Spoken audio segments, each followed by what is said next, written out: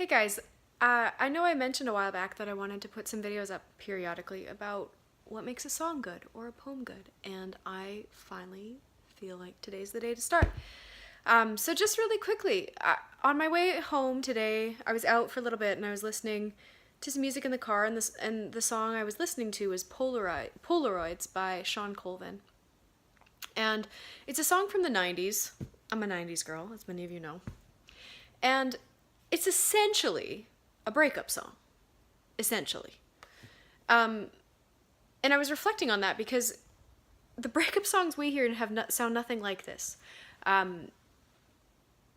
Because what it actually is this really creative, poetic way of telling the whole story from where she was at when she met the guy, how it developed into a romance, what their relationship looked like, and then the crash and burn, and then a little bit of the hope at the end. And it is so good. It's so creative. And I guess I just want to compare that to some more of what we hear now, which is a lot of repetitive phrases and cliches, and I think that's the norm now.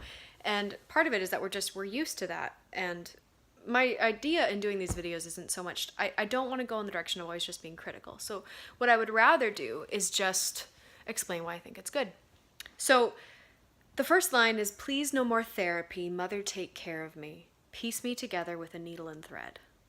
Wrap me in eiderdown, lace from your wedding gown, fold me and lay me down on your bed." So she accomplishes something so beautiful in this.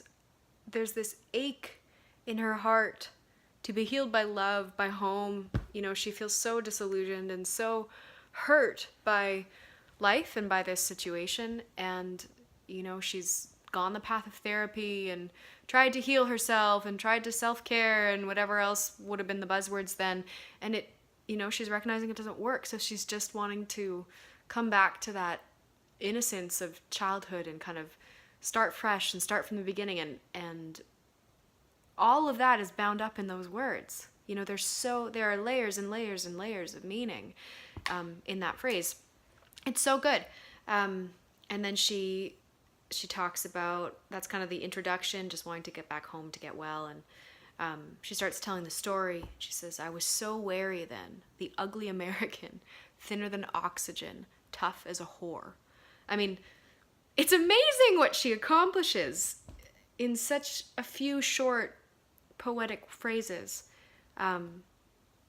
Yeah, it's just I mean, I think it's worth you just thinking about that. But thinner than oxygen, like, what a word, what a phrase. Tough as a whore, so sad.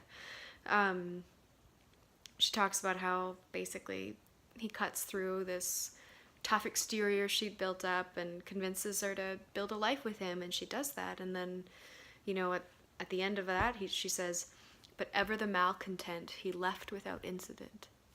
You know, and she's been abandoned by this guy, and there's no bitterness in it. It's just this honest, authentic, sad, but honest discussion of an experience she had.